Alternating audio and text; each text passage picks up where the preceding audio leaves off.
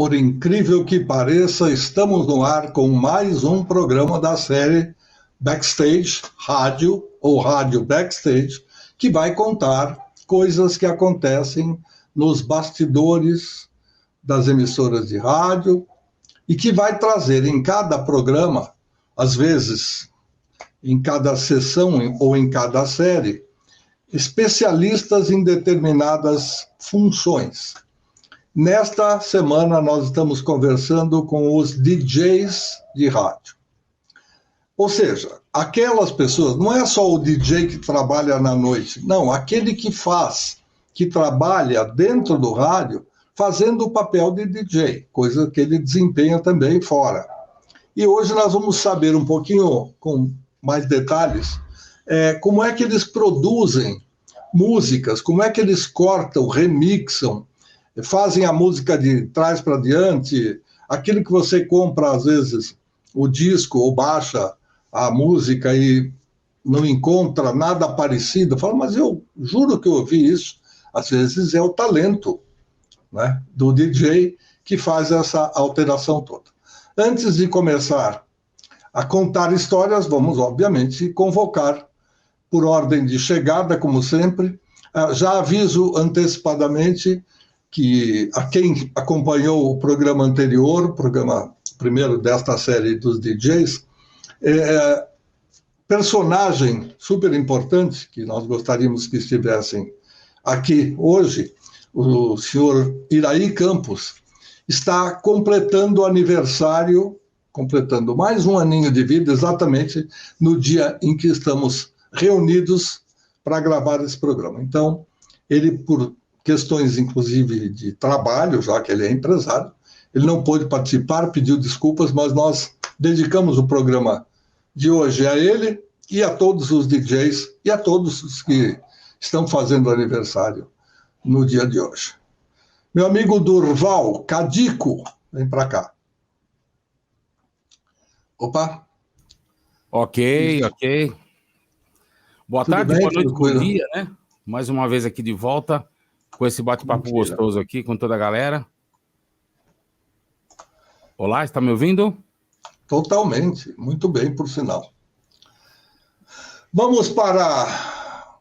Tem o play, tem o rec, tem o stop, vamos para play. Meu amigo DJ Visu, Cláudio Visu, tudo em paz, tranquilo? Tudo bom? E aí, galera, beleza? Estamos aqui. Nosso Mr. Sam, com o seu novo computador HP, que ele faz questão de dizer que é 0 quilômetro. Não é novo nada. Tá bom. Não é novo, não, Marlioca. Não é novo, não. Ok. Então, se Alô, alguém Gatinha, puder, alô, Tom, como vocês estão? se você puder arranjar um computador novo, puder doar, o Mr. Sam está aceitando. O nosso xará, Fernando Deeplink, depois, Sam. Aceita Eu o estou Pix. apresentando as pessoas. Fernando, como vai? Tudo jóia? Beleza? Vamos aí. De volta aí para continuar a conversa, né? Hoje nós vamos saber mais coisas de vocês.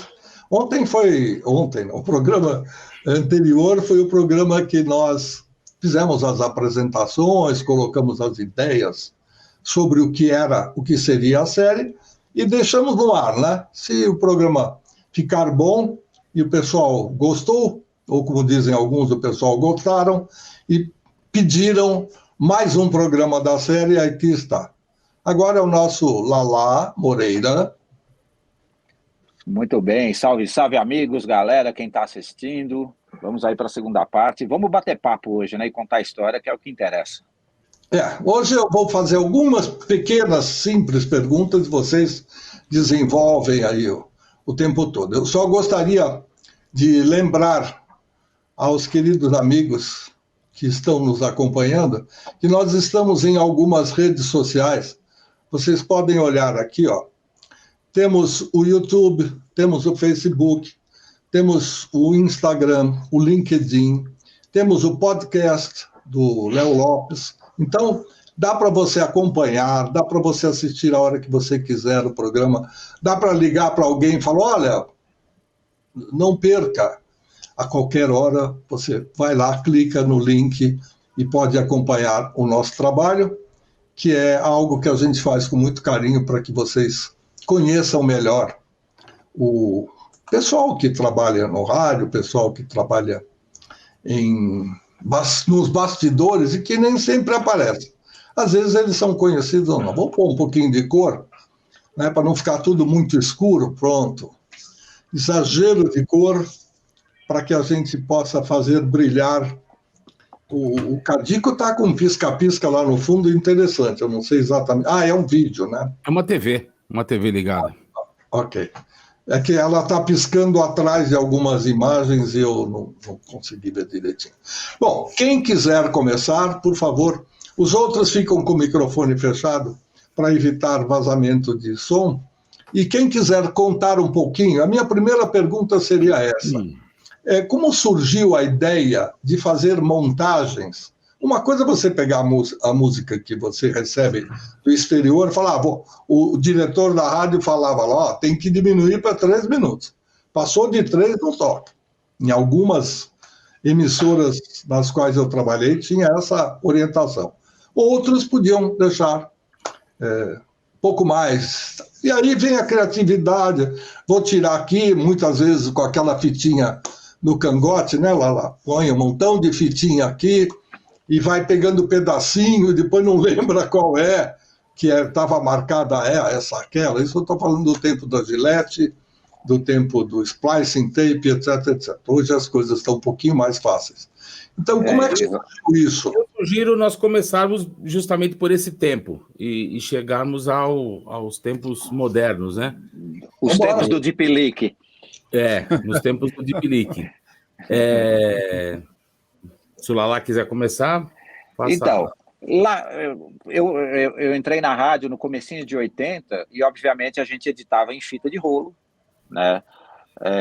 Então, para fazer uma simples edição, como diminuir uma música, você tinha que ir lá, gravar a música inteira, aí marcar com um lapisinho branco, riscar no dorso da fita o ponto que você queria cortar. Então, era um trabalho realmente bastante artesanal, né? E exigia conhecimento para você conseguir habilidade, né? Ter a habilidade de cortar no lugar certo, achar o melhor ponto. Como você trabalha com uma edição, né, de um produto já finalizado, não é multipista, então você tem que estar atento aos instrumentos que estão acontecendo naquele determinado ponto para que o corte se torne imperceptível. E foi nesse ambiente que eu comecei a fazer, né, a fazer as edições e tal. E claro que começa a surgir as ideias, né? Pô, isso aqui a gente podia repetir 2 vezes, ia ficar legal. Ou na época a gente pegava 2 discos e punha tocando junto e gravava na fita assim com um ligeiro atraso, fazia aquele som de phaser, né? Então, qualquer efeito que você queria fazer ou construir ou fazer algo diferente na música, era totalmente artesanal, né? E o momento da edição, ele era muito peculiar, como o Luiz falou no começo, porque você fazia um corte, e aí você tinha que montar, colar a fita e punha para ouvir. Se não ficasse bom, você tinha que refazer. Então, o pedaço de fita que você tirou, por exemplo, eu pendurava ele no pescoço, porque era o undo da época, né? Você ter o pedaço ali, não ter jogado fora, para você eventualmente recolocar ele no lugar caso você precisasse refazer, né? Então o undo ele era totalmente analógico, né? E da mesma forma como a gente começou a fazer também montagens, né? Teve rádios que já começou a criar os primeiros medleys, né? E muitas vezes você fazia mixando de um toca-disco ou 2 toca-discos, gravava os trechos que você queria na fita. Quando você queria fazer repetições, você gravava o mesmo trecho várias vezes na fita, né? O Iraí, se ele tivesse aí, ele foi um dos primeiros mestres aí a fazer as edições com splice. Então, a hora que você via a fita passar assim, no gravador, passava aquele monte de pedacinho de coisa branca ali, eram os diversos cortes que você fazia, né? E aí, né, mesmo para montar comerciais, para você construir uma trilha, para você colocar a voz em cima, muitas vezes você gravava trecho a trecho, né, o comercial, né, cada um com um pedaço de uma música e depois unia os pedaços, ou você montava uma trilha e gravava a voz, você já meio que calculava o tempo que o locutor ia fazer para gravar, ia levar para gravar, né? Então você já calculava e já montava a trilha musical já toda editada e só punha a voz em cima. Então era assim, bastante artesanal. O Cadico também é dessa época, também pegou, né? Muito provavelmente pegou esse momento, né?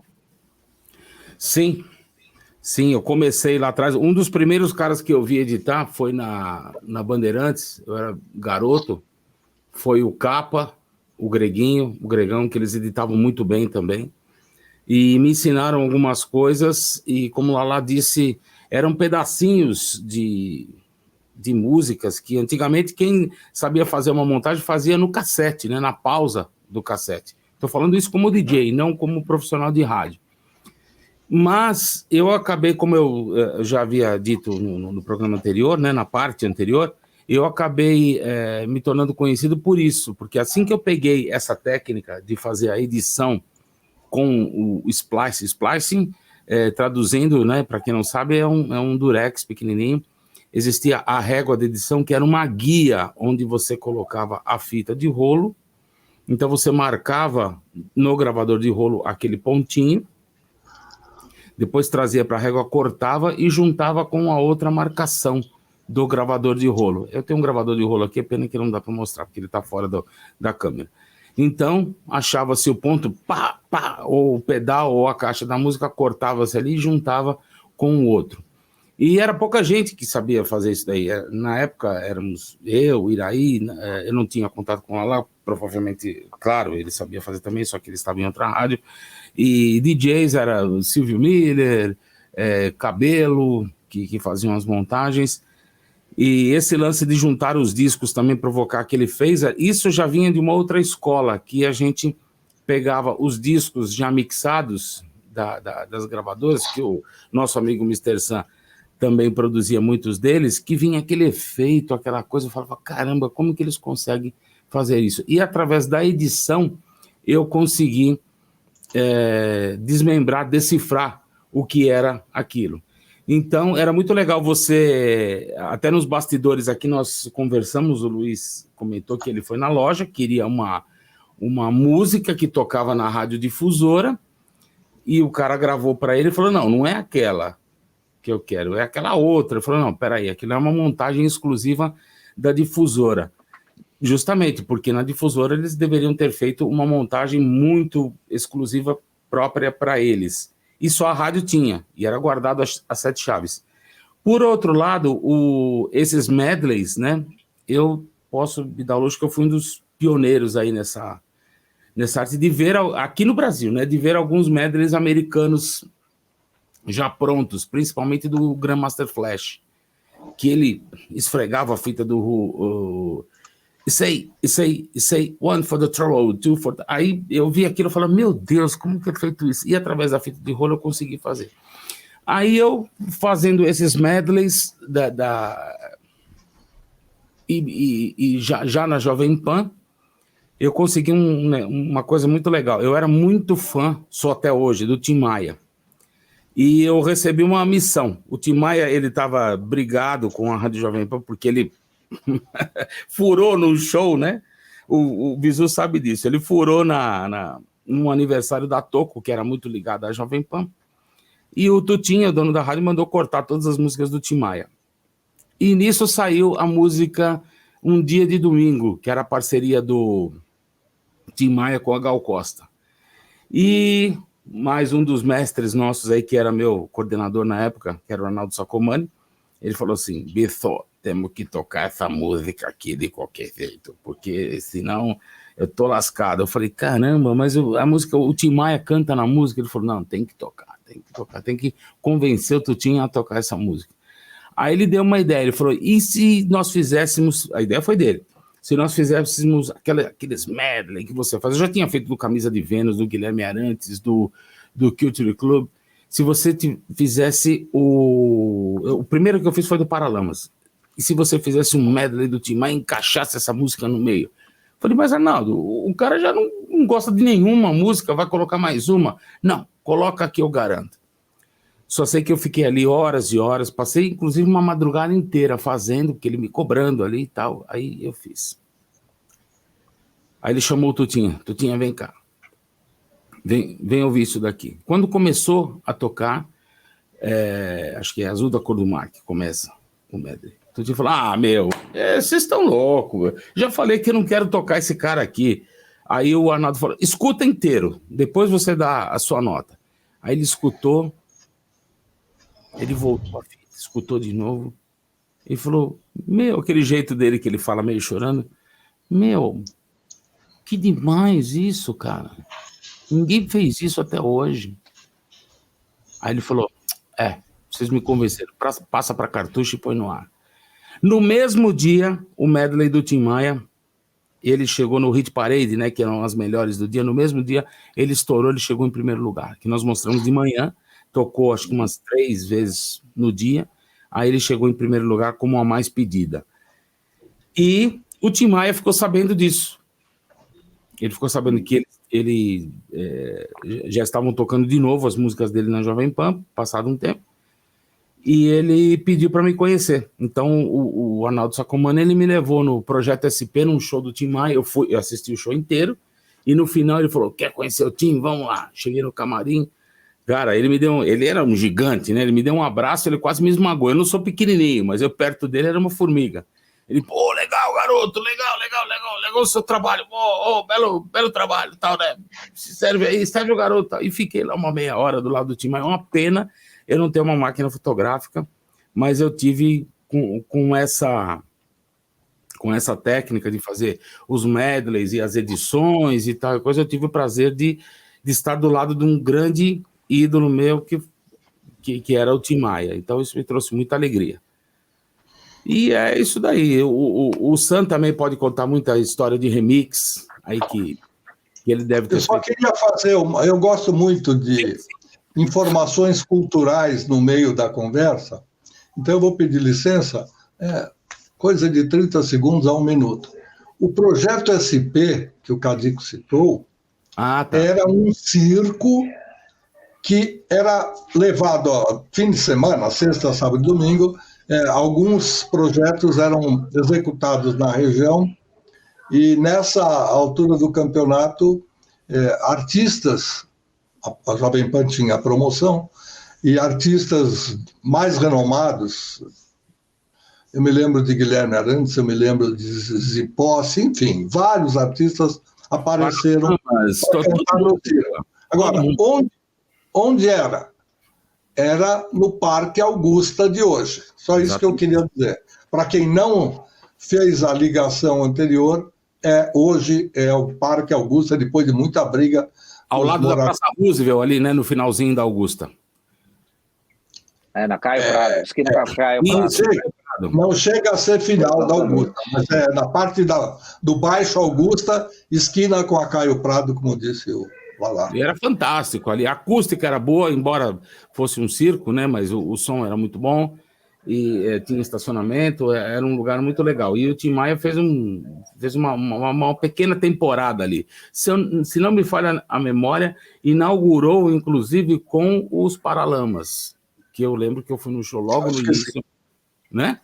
Que o Tutinha, ele era empresário junto com o William, da Toco. Eles foram os primeiros empresários fortes assim dos Paralamas, e inaugurou com os Paralamas. O dono do Projeto SP, se não me engano, era o Arnaldo Valigória, o empresário da época.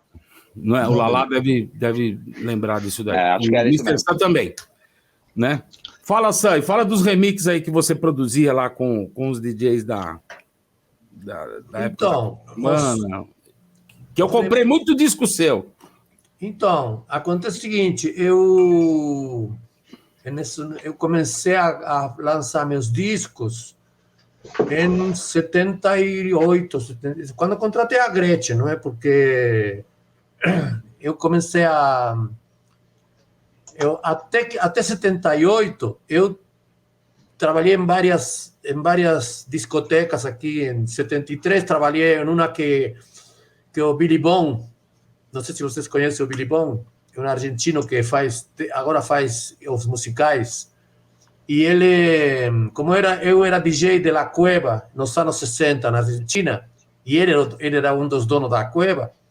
Ele, quando veio ao Brasil, eu cheguei em 73 aqui, ele veio em 75. E ele abriu na Avenida Santo Amaro, número 300, abriu uma casa que se chamou Bebop. Bebop. E aí tinha show dos Novos Baianos e eu era o DJ. Eu era o DJ, assim, imagina, 73, 75. Existia muito pouca dance music, disco music. Existia KC, mas ainda não tinha chegado no Brasil. Existia nos Estados Unidos. Nessa época, um disco demorava 1 ano para ser lançado no Brasil. E então ele tocava música soul, tocava Carla Thomas, Otis Redding, Wilson Pickett, essas coisas, Beatles, Rolling Stones, e muita música lenta. Nessa época se tocava ainda música lenta, não é? E aí eu comecei a montar, a fazer remixes aí, ao vivo.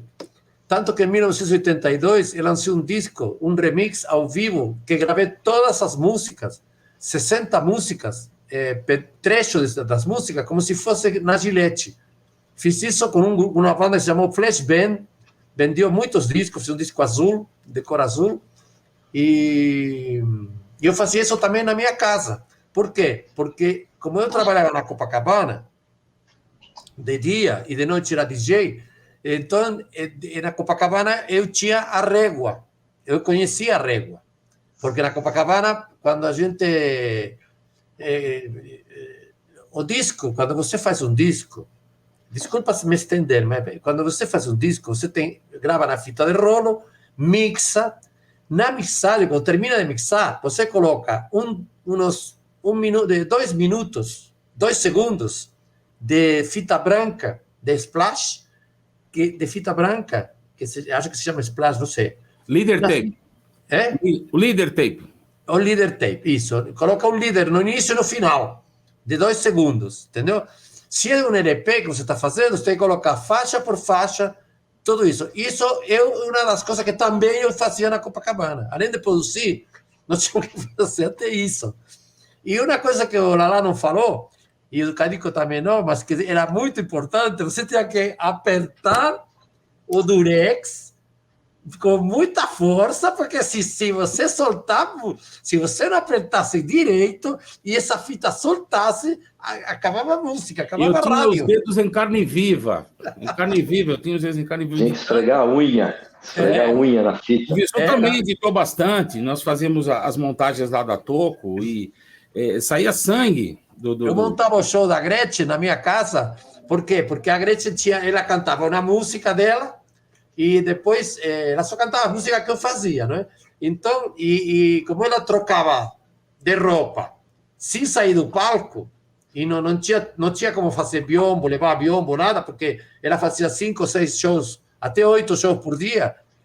Então, eu montava o show de meia hora dela, em uma fita, na fita de 7,5, de 30 minutos, e montava, e colava os efeitos. Ela, por exemplo, cantava música country, e ela botava um chapéu de cowboy e 2 cartucheiras revólver. Então, ela demorava 8 segundos, 10 segundos para colocar essa chapéu e as coisas. Eu deixava 10 segundos com um efeito, ela já sabia que nesse efeito eu tinha que trocar de roupa e entrava a próxima música, entendeu? E uma vez ela foi fazer o show e soltou a fita e acabou o show dela. Me xingou tanto, você não imagina. E eu fazia todos esses remixes, eu fazia mais na minha casa. Eu chegava na rádio e já levava tudo pronto. Eu fiquei conhecendo os medleys, sei lá, acho que em 76, 77 já tinha muitas músicas mixadas. E a gente fazia músicas exclusivas, não é? Para o programa de rádio. porque para se diferenciar dos outros, não é? Muitas rádios fazem isso. Até hoje fazem. Terminou, Sam? Terminei. Quer que continue? Ah, achei que você ainda ia contar um pouquinho mais de histórias. Então vamos lá. O Visu, que não falou muito até agora, pode falar Só para algo. elucidar, o famoso medley depois começou a ter outros nomes, né? Pupurri, Megamix. Então as pessoas, cada um colocava um nome, né?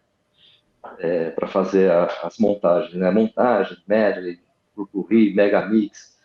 E uma vez, eu me lembro uma vez que eu fiz uma montagem lá na Topo, para tocar na noite, e eu perdi um pedaço da fita, como o Cadico estava contando aí, e depois eu não conseguia gravar ela de novo, com o mesmo volume, com o mesmo pitch. E aí não dava certo, não ficava legal a repetição. Porque quando você gravava para fazer uma repetição, né, fazer um sampler, que era o mesmo trecho várias vezes, você tinha que gravar várias vezes e sempre igual, com o mesmo volume. Né? Então isso era o maior problema quando a gente perdia um pedaço de fita. É verdade. Fernando, sua vez.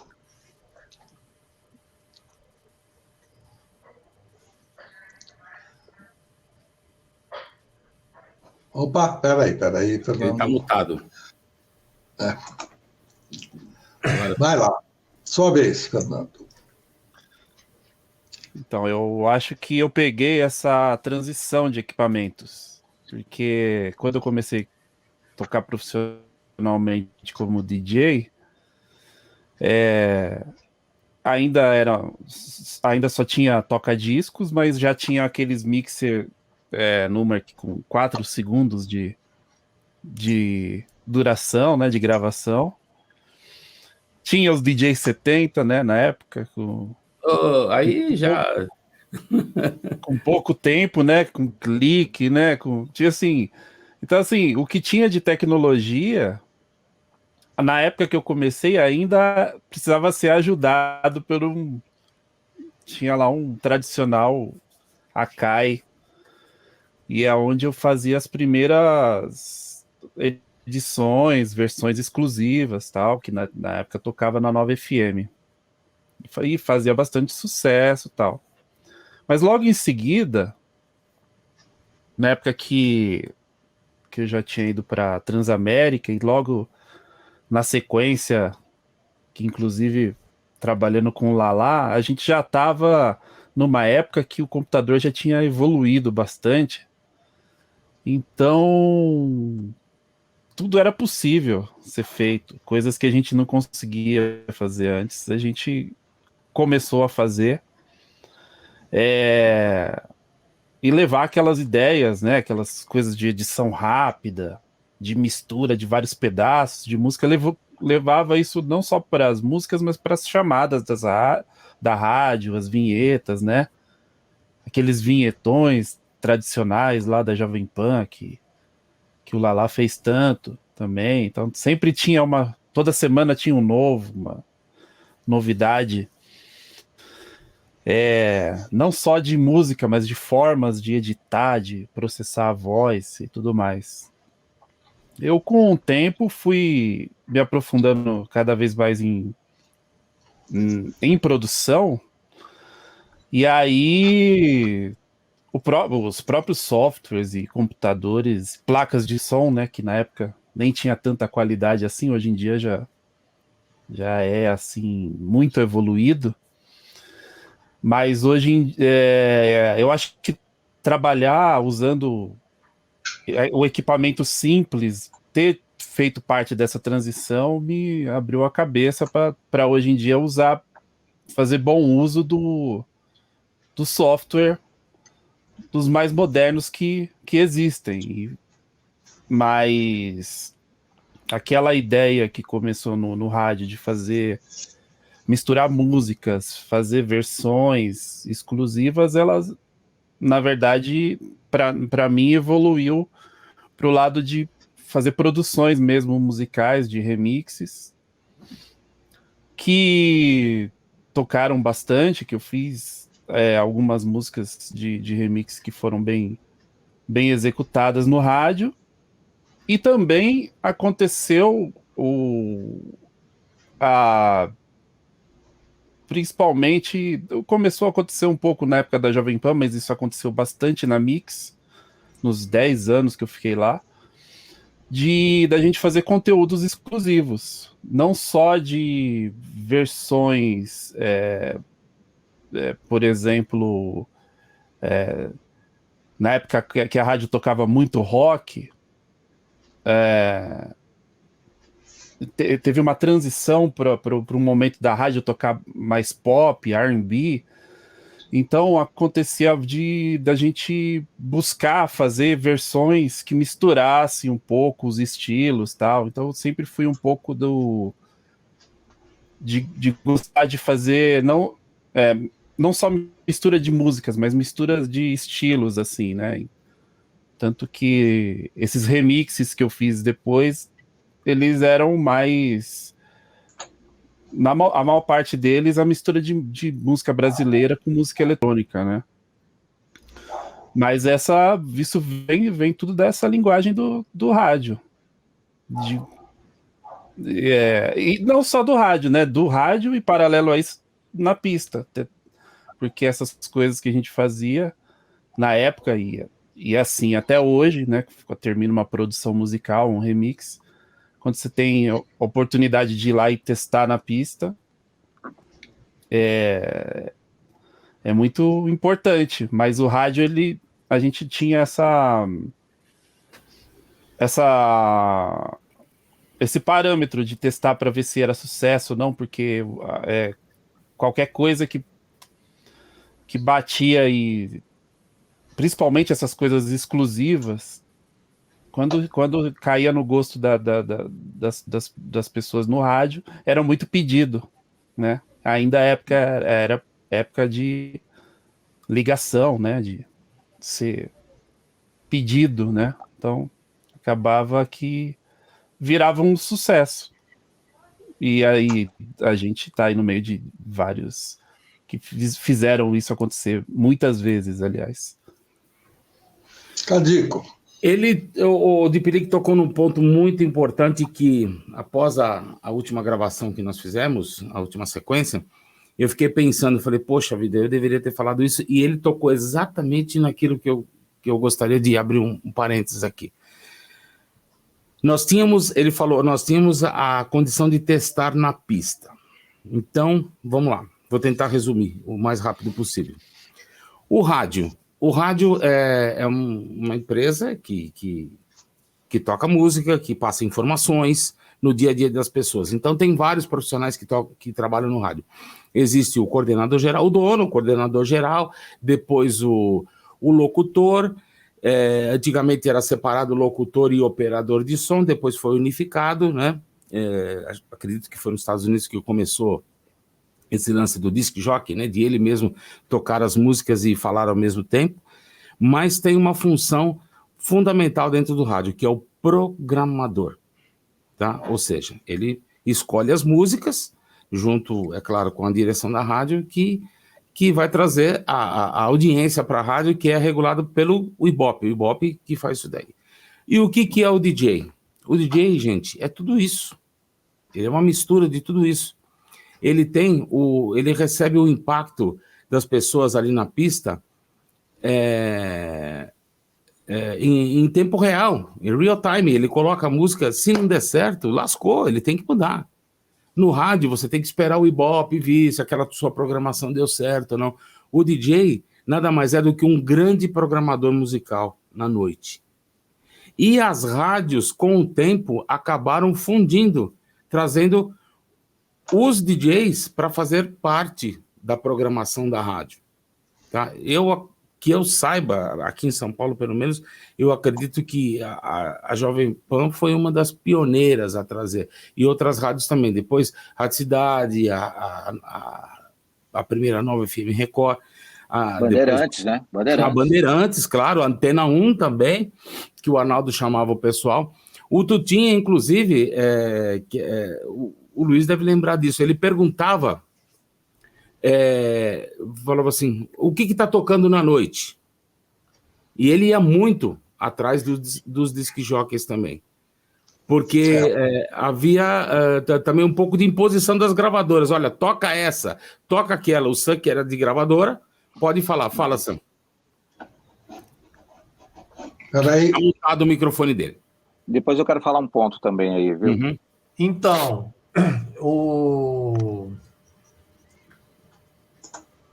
agora me perdi. Que eu estava falando que o emoção. ele também é um programador. Ele sente na hora o que o público quer. E ele tem a condição. Então, porque a gente toca. Eu fazia isso nos anos 70, entendeu? Porque Sim. eu tocava na hora, eu tocava antes que ninguém. Eu comprava os discos, eu trazia comigo os discos que eram lançados no mesmo dia em Nova York, e no dia seguinte estava no Brasil. Eu chegava e tocava. E aí, o que acontece? Aí a rádio, ela... Por isso que eu era Mr. Sam, porque eu tinha exclusivo de tudo. Ninguém soltava antes. Primeiro, a primeira rádio a chamar os DJs não foi a Jovem Pan. A Jovem Pan foi a primeira a ter um programa, eu sempre falo isso. A Jovem Pan foi a primeira a ter um programa chamado Banana Power, que era um programa de sábado à noite, que o DJ era Cacá Pagotto, era o DJ, que era DJ, depois foi DJ do Gallery, que ele começou no Banana, depois foi do Gallery, depois trabalhou comigo no Dancing Music, no Morumbi. E a primeira rádio a trazer todos os DJs, quem levou os DJs para a rádio fui eu, quando me contratou o Antônio Celso, e eu me senti sozinho em uma rádio AM, e aí uma semana depois inaugurou o FM, e o Marco Antônio Galvão falou assim: Sam, vamos fazer um programa teu no sábado e domingo aqui. Ah, legal. Mas aí tem que fazer um movimento. Você deveria trazer todos os DJs amigos meus e dar um programa para cada um. Ah, mas é complicado, a gente não tem grana para pagar, está começando a rádio. Não tem problema de pagar. Eu trago todos eles e cada um faz um programa. Aí eu levei o Grego, o Greguinho, Silvio Miller, levei o Nilton Huck do Banana, levei um monte de DJ, o Zé, correto, o Silvio Mulitz do Aquarius, levei todos os DJs, amigos meus, que eu conhecia, e cada um fez um programa por dia. Agora, voltando ao negócio da montagem das músicas, dos remixes, o melhor cara que eu vi fazendo remixes era o Gregão. O Grego foi ele que fez o remix do RPM, entendeu? Iraí Campos participava, mas o chefe do negócio era o Gregão. O Gregão, ele era perfeito. Por isso trabalhei tantos anos com ele, não é? Passo, câmbio. Então, tem uma coisa muito bacana aqui que eu queria falar, que era o seguinte: o que faz com que alguns DJs, porque tem os DJs que passaram pelas rádios, faziam os programas no sábado à noite, os programas noturnos, ou os programas de dance music nas rádios que tem programas diários também, mas tem alguns DJs que acabaram se destacando e ficando no rádio, né? O Cadico está no rádio até hoje, eu estou... o Deep Leak não está porque não quer, mas ele está de uma outra forma também, que eu vou chegar lá. Mas o que eu quero dizer é o seguinte: tem DJs que conseguiram entender a peculiaridade do rádio e aplicar no rádio o conhecimento que ele traz da noite, mas na realidade do rádio. Eu acho que aí é a grande sacada dos DJs que acabaram sendo bem-sucedidos no rádio. Porque o que acontece? Não adianta eu chegar, às vezes eu posso ter toda a música que está estourada na noite. Só que ela está estourada na noite numa versão de 8 minutos, que se eu tocar ela no rádio, ela muito provavelmente não vai funcionar.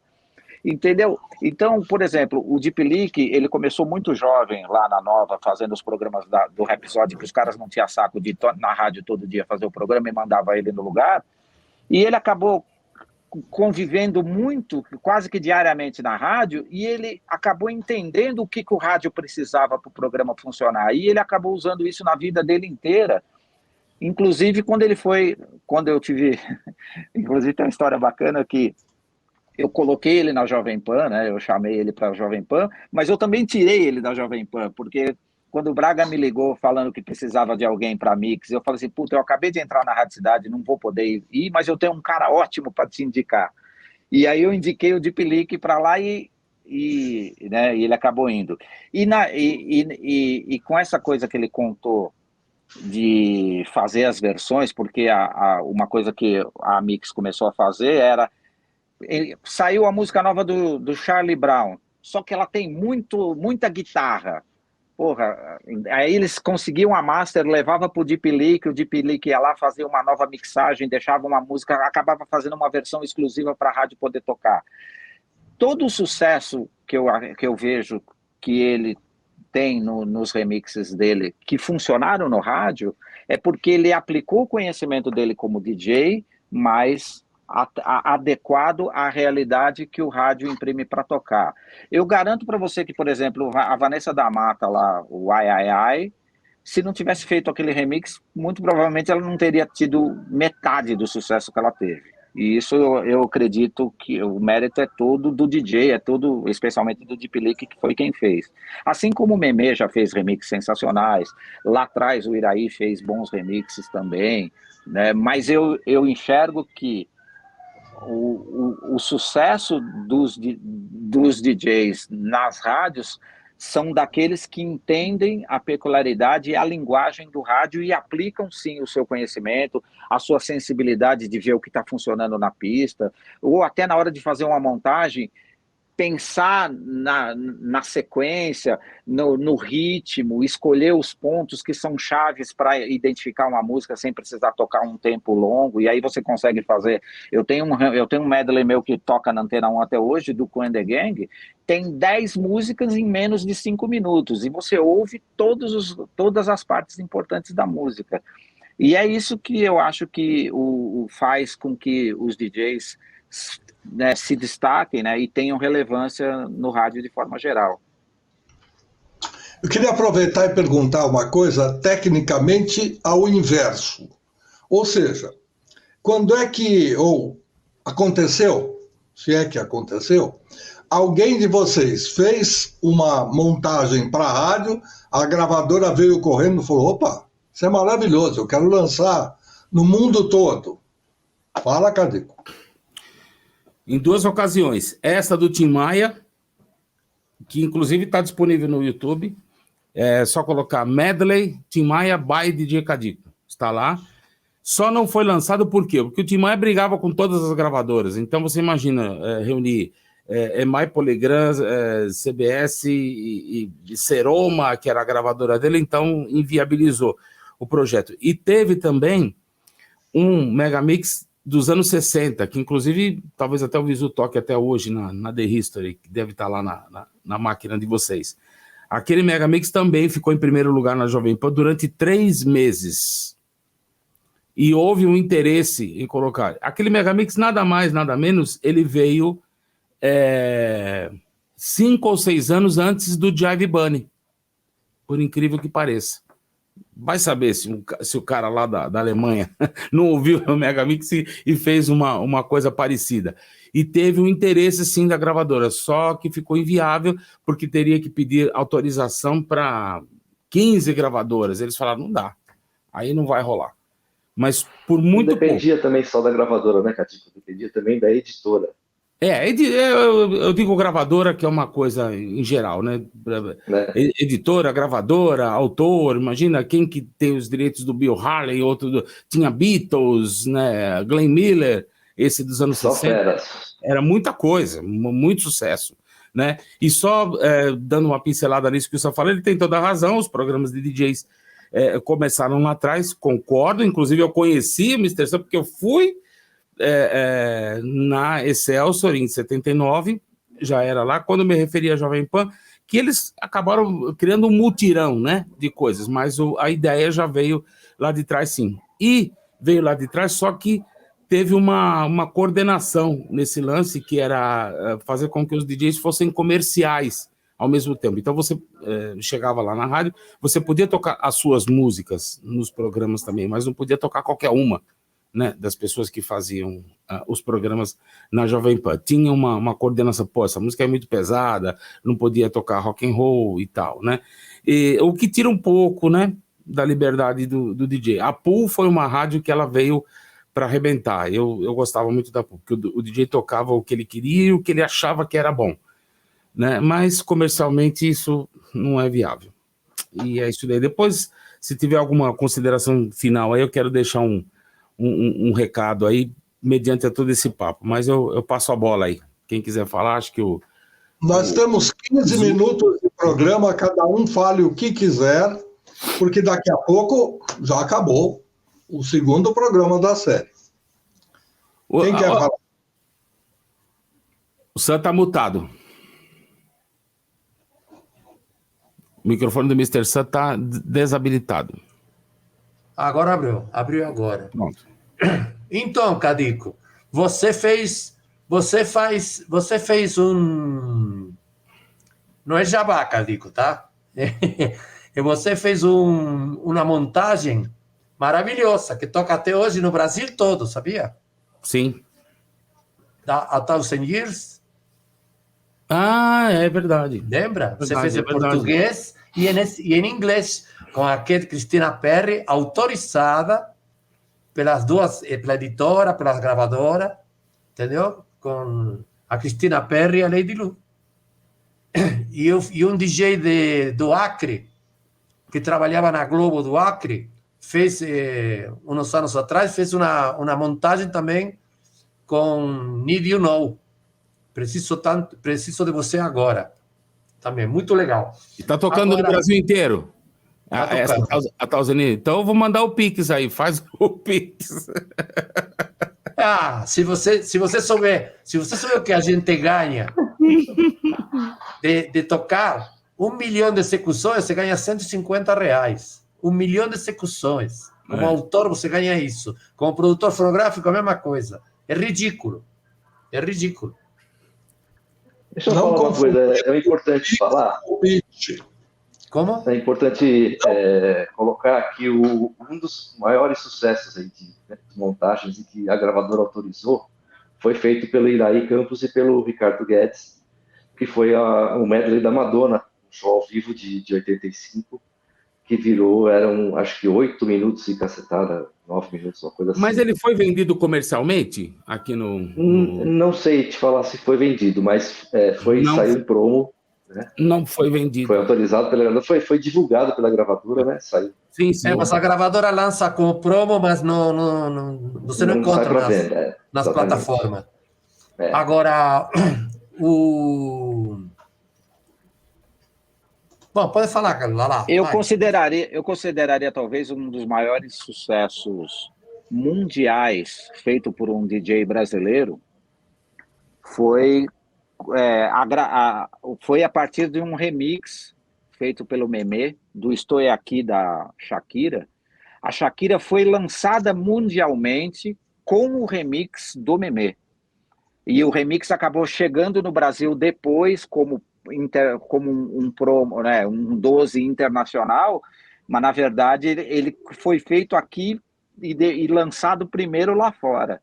Né? 9 minutos de cacetada, né? Foi. E isso influenciou, inclusive, no direcionamento que deram para a carreira da Shakira, influenciou, inclusive, o rumo que tomou a carreira da Shakira. É verdade. E nessa época, o Roberto, que era o presidente da Sony, me chamou para fazer um remix do Latino, em espanhol. Que o latino estava estourado na época, não sei com que música. É Aventureiro. E eu fui para o Rio, a Paradox me liberou para... Roberto Augusto era presidente da Sony. E a Paradox me liberou para ir para o Rio, fiquei 3 dias no Rio. E aí eu estava na sala de Rodrigo Vieira. Sabe Rodrigo Vieira, o DJ? E ele era o coordenador artístico da Sony internacional. E falou: Sam, nós vamos almoçar, você quer almoçar conosco? Não, já comi no hotel, vou ficar aqui. Posso dar uma olhada nas tuas gavetas aqui do no teu armário de coisas que tem latina? Pá, pode ficar, fica à vontade aí. Aí eu peguei e comecei a ver os discos latinos que tinha ele lá. Aí montei um álbum. Quando ele voltou do almoço, falou, você não quer lançar um disco que se chama La Fiesta Latina? Aí eu fiz o álbum La Fiesta Latina, que foi o álbum que fez. E nesse álbum eu coloquei todas as músicas latinas da época. Tinha Maria, tinha... não lembro agora. Tinha Donato Stefano, Estou Enamorado, todas essas músicas famosas lá da Sony. E a última música, você pode ver, o Lalá deve se lembrar desse disco que estava na Jovem Pan, porque teve promoção na Jovem Pan, que a Jovem Pan não tocava Sony, e por causa desse disco voltou a tocar Sony. O Rodrigo Vera falou para mim, pô, fala com o Tutinha, a gente está brigado com eles, não sei porquê, não tem nada a ver. Aí eu falei, cheguei lá, levei o disco para o Tutinha começou a tocar. E a última música que entrou no disco foi Estou Aqui, que tinha acabado de chegar o Compacto Simples, e eu já tinha visto a música na Billboard, a propaganda. Eles nem sabiam, a Sony nem sabia que tinha. Falei, posso colocar Estou Aqui? Pode, você chegou hoje esse disco aí. A fase número 13 do álbum é Shakira Estou Aqui, do LP. Então, Cadico, aí... o que você está fazendo hoje? Eu estou na Alfa FM, junto com o Lalá. Daqui a pouquinho, já e pego o metrô. O que você está fazendo? Conta. Porque o cara que está nos bastidores não aparece muito, às vezes não é visto ou não se sabe exatamente o que ele faz. Ele pode... o rádio não tem imagem ainda. É verdade. Então, justamente isso. Eu cuido de toda a parte da produção comercial, gravo e monto todos os comerciais que vão para o ar, e alguns vídeos também, que eu tenho um grande conhecimento na edição de vídeos, né? Porque a rádio está virando uma TV, né? Muitas rádios estão migrando. Então, a Alfa tem um conteúdo muito pesado de vídeos, de informações no site, no YouTube, no Instagram, e algumas coisas eu edito também de vídeos. Então, a produção comercial e vídeos. E Fernando, isso. Você que não aceitou o convite do Lalá, ou não fez coisas porque não quis, onde está trabalhando hoje e o que está fazendo? Então, o Lalá, sempre que ele chama eu vou, eu aceito. Você é brother de muitos anos. Mas eu tô bem dedicado aqui no meu estúdio. Eu faço bastante produção musical, até remixes, mas também músicas originais. Recentemente eu fiz um trabalho junto com o Carlinhos Brown de remixar os Tribalistas. Continuo fazendo produção e... Compartilha aí. Sim, e festas de vez em quando, né? Festas específicas, assim, ou de música brasileira, ou de flashback, ou tocando com algum artista que eu produzi no contexto de banda mesmo. E aqui no meu estúdio, fora a música, eu ainda produzo trilhas e jingles, vinhetas, assim, de quem me pede para fazer um trabalho mais autoral, assim, mais personalizado, inclusive para rádios de vez em quando também. Ainda rádio é uma coisa que gosto muito e que eu nunca abandono, nem a produção de musical, nem rádio, nem a fazer pista como DJ, mesmo que seja pouco. Mr. Sam, o que faz no momento, além de... Nada? Não sei, eu sei que sabe. Está descobrindo uma nova Gretchen? Está procurando uma nova Mariodete? Não. Não, a Gretchen está na Europa fazendo shows, falo com ela todo dia. A Gretchen está fazendo show na Europa e eu continuo gravando com Lady Lu, trabalho empresariando ela. E eu tenho um selo, não é? O Dancing Music se chama selo. E já tenho um catálogo de mais de 500 álbuns nas plataformas. Vivo disso. Eu gosto de remasterizar músicas.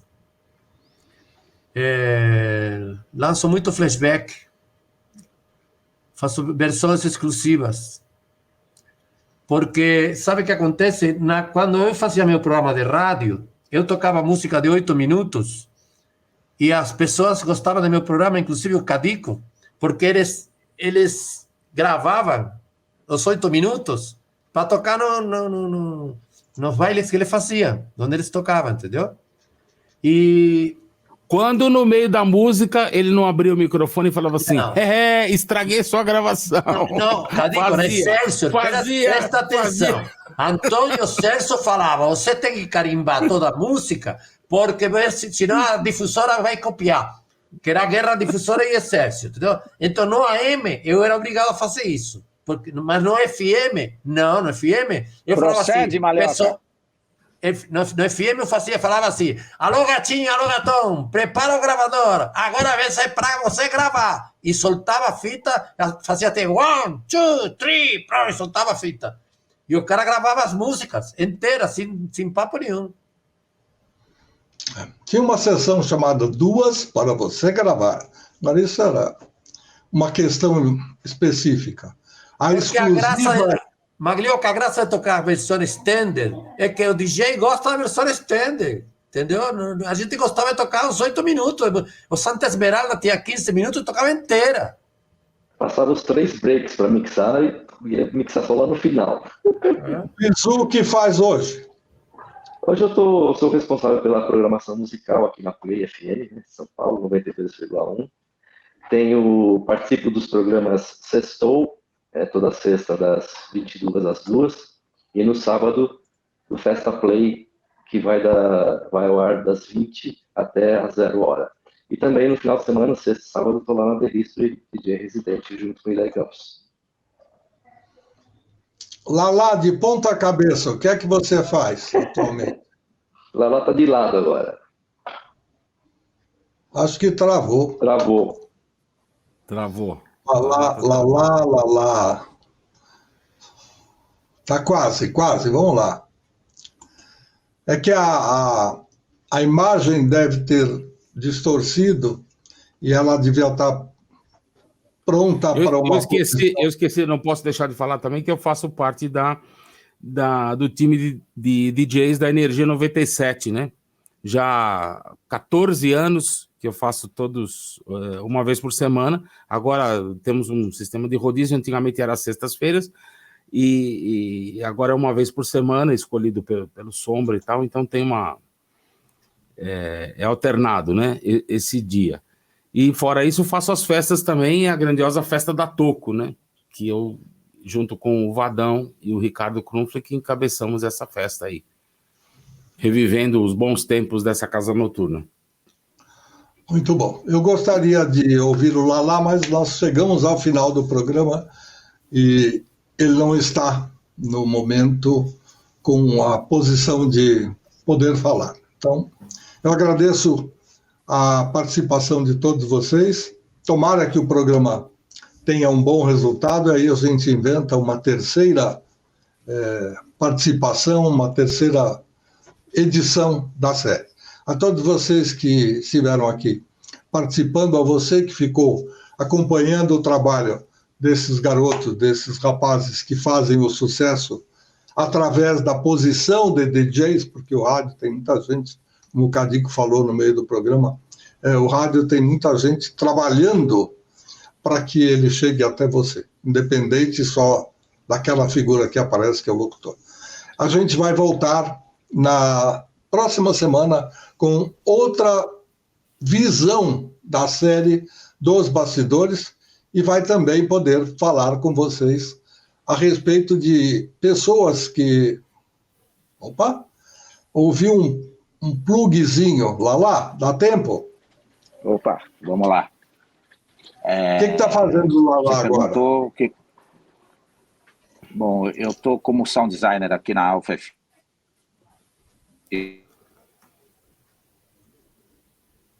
Bugou de novo. O nosso Cadico pode falar por ele? Sim. Ele, como ele disse, ele é um sound designer, ele produz as vinhetas, toda a plástica da Alfa FM, a coordenação, também parte da coordenação musical. Aí, voltou ali? Voltou lá. E é uma figura importante, porque deu uma nova cara, né? Novas vinhetas, ou seja, cuida daquele talento, né? De perfeição na rádio. E é isso. Então, mais uma vez, eu reitero meu agradecimento a todos vocês que participaram. Acompanhem as outras séries que nós vamos lançar para ver como é que tem gente, quanta gente trabalhando nos bastidores de rádio e fazendo o possível para que você tenha a melhor programação. E isso nem sempre aparece, por isso que a gente gosta de valorizar o trabalho de quem está nos bastidores. Semana que vem a gente volta e tem mais coisa boa por aí. Até lá.